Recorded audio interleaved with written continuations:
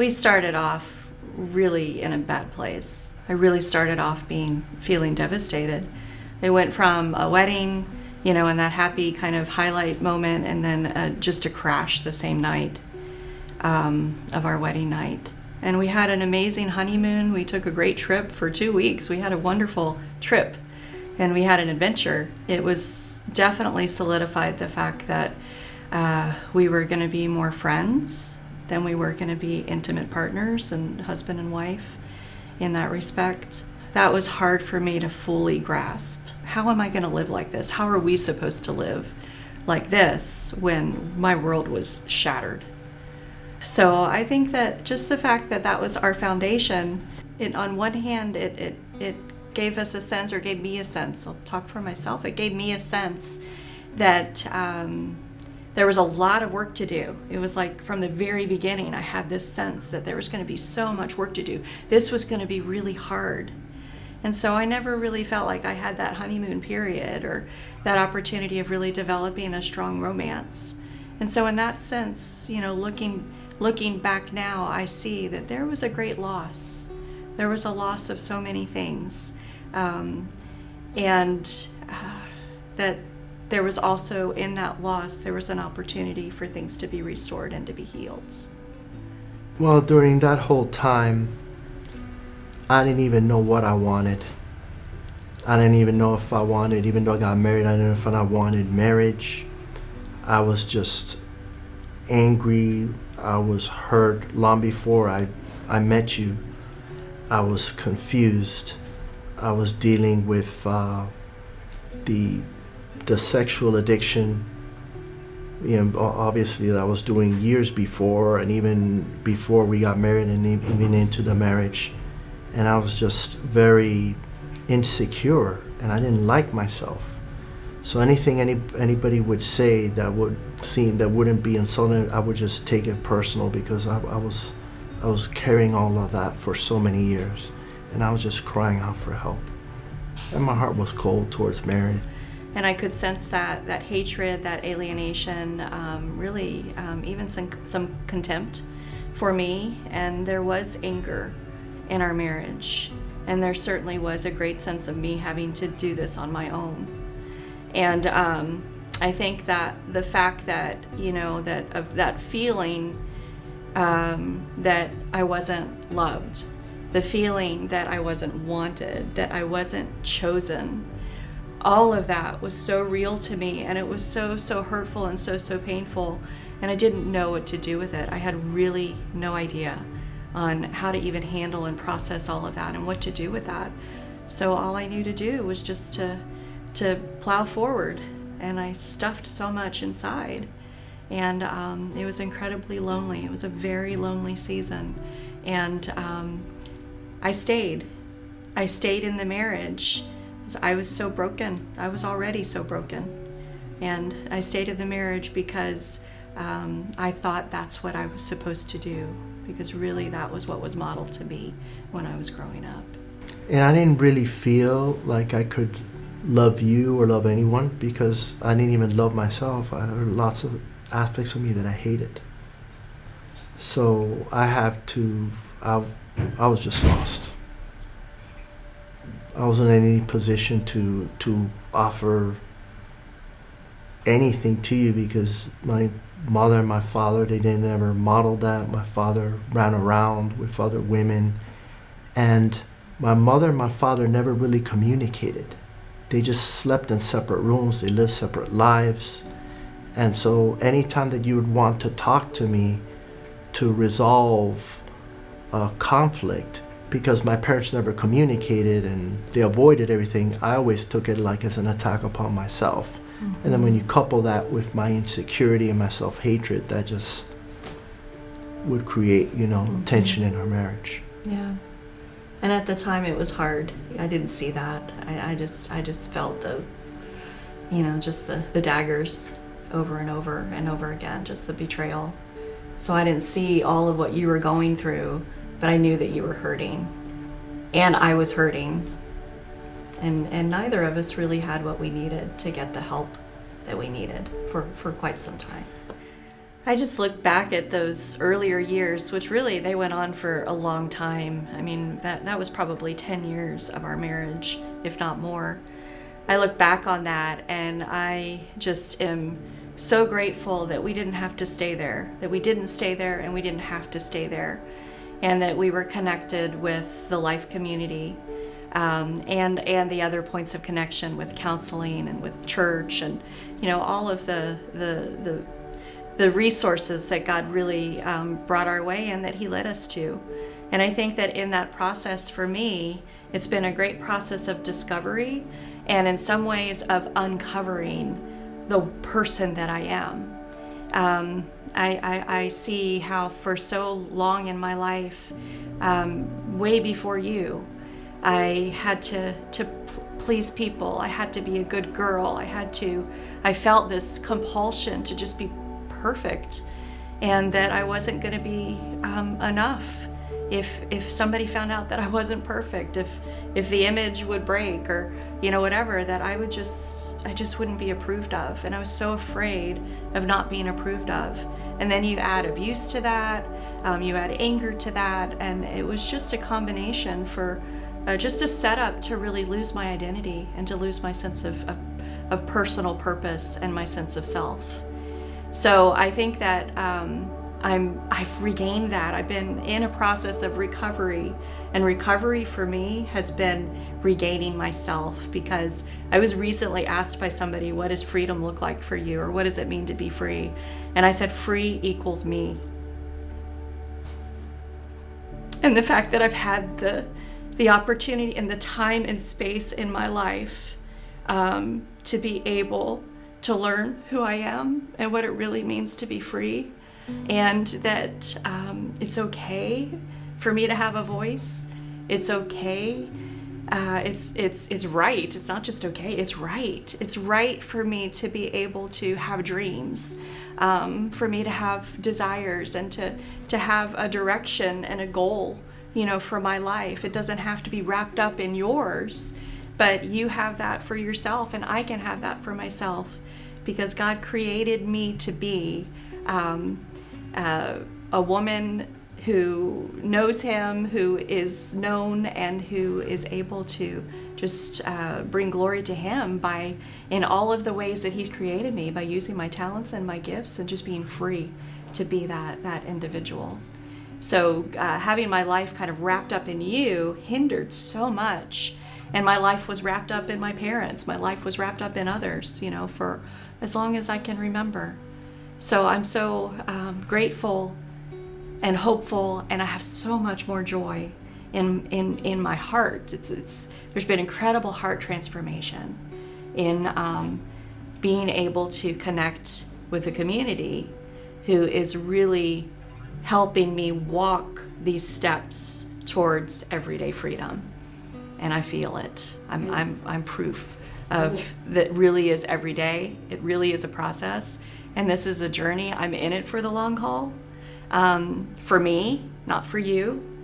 And I know that my growth, my freedom, my joy, my hope, and all of that is just all of that release that's been coming in my own life, ultimately does and can have a positive effect on our marriage. That as I have grown more into who I am, and defining that and understanding that and embracing that,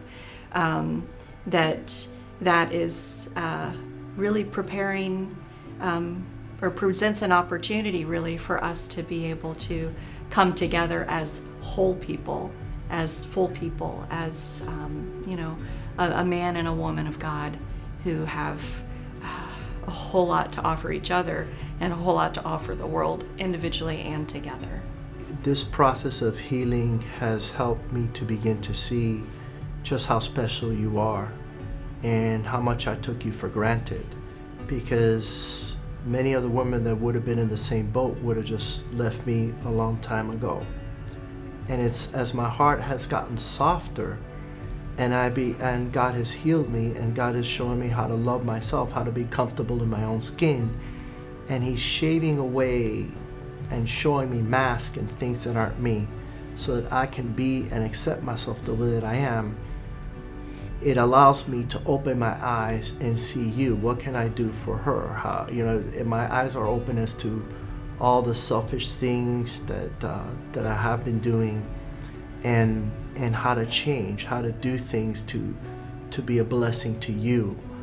And even basic things such as learning how to listen to you better. Whereas before, coming into the house, and I know I still do that, but at least I'm becoming aware of it, is to instead of it being all about me, talking about you. How was your day?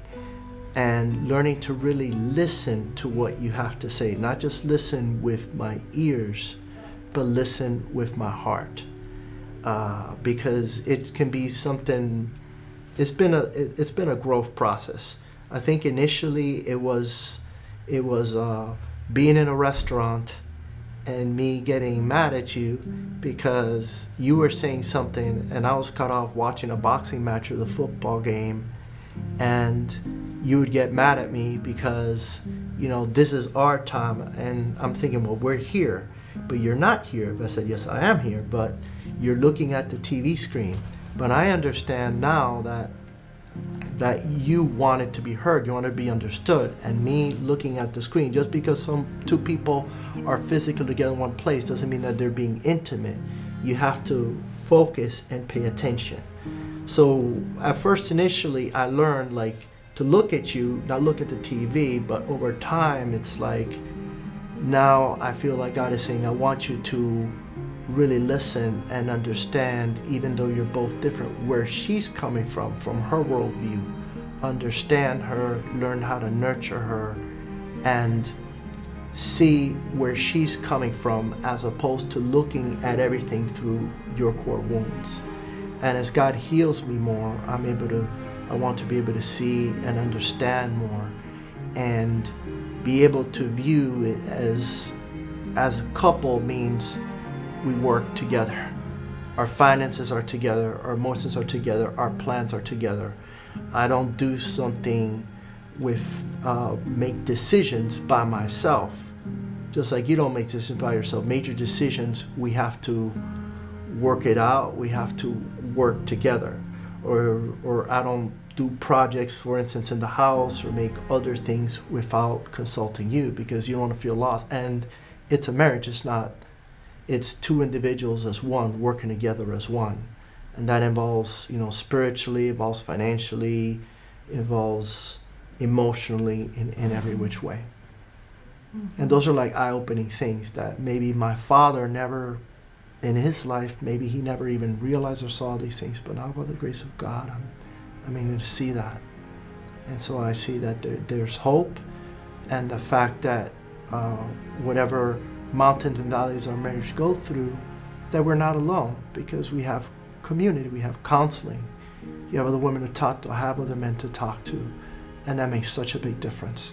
I agree. I think one of the things that I've seen, I always felt like it was in this recovery process, because I've been in recovery too, because I had lost so much, and I had been so hurt and so betrayed and so wounded, that I think that I've seen we've been walking parallel for a really long time, and the recovery process, it feels like that, and it feels like that for other women as well. But it's meant to be like that, because these are individual journeys. This is individual healing. There does come a point, though, if we stick with it long enough and we allow the work to be done, the deep work to be done, there does come a point of intersection, and a point where we begin to come together. And I'm starting to feel like that, even in the things that you just said. That's proof to me that there's been a lot of heart change, and the behavior lines up with the heart.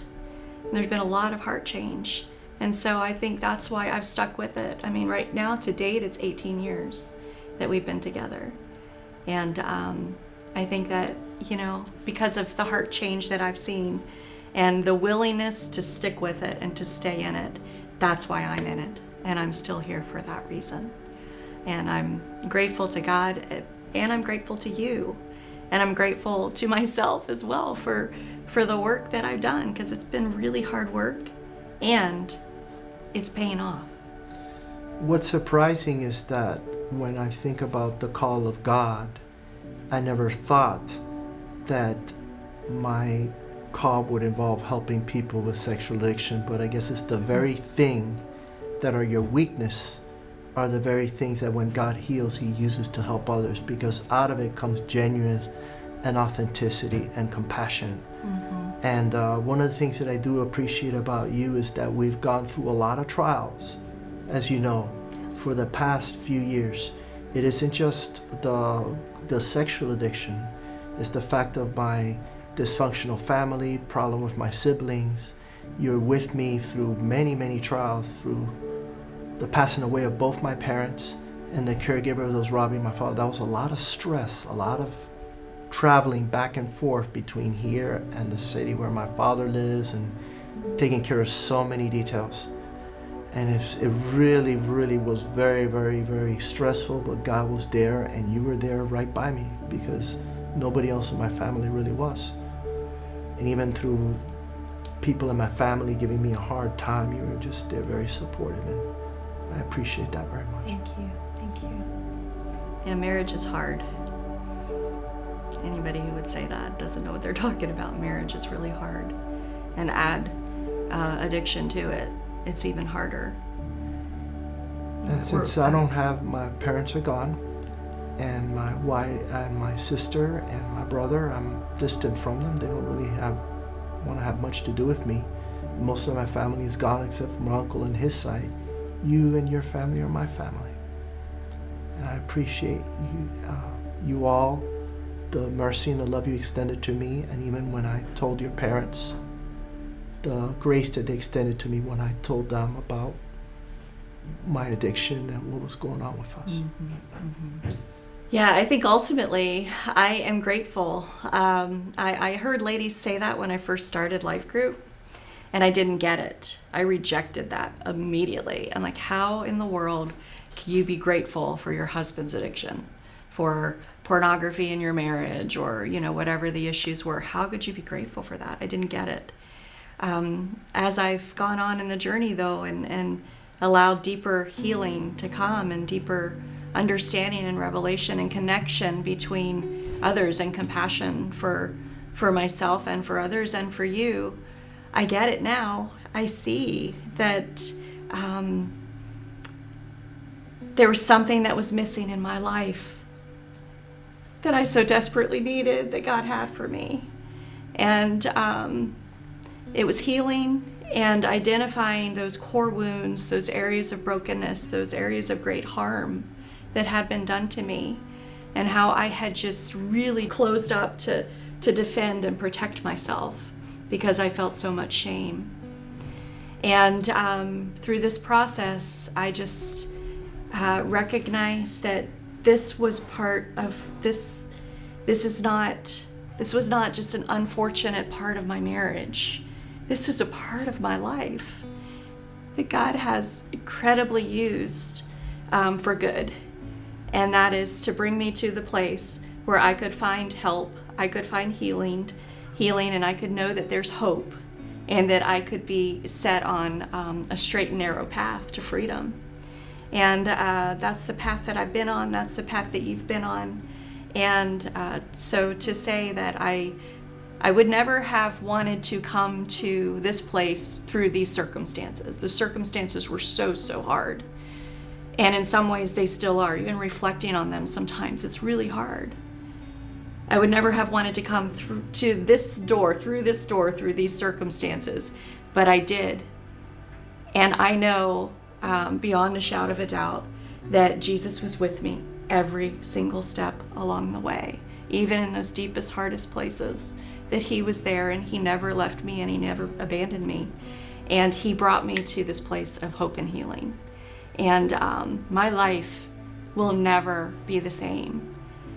And the fact that I have a message. I'm a bearer of hope. And I can take that to others means that other women's lives will never be the same. So in that respect, I just have so much gratitude and gratefulness for the place that we came, the point of hurt, the place where we came, because that has led us, that's brought me and it's brought you to a tremendous place of restoration.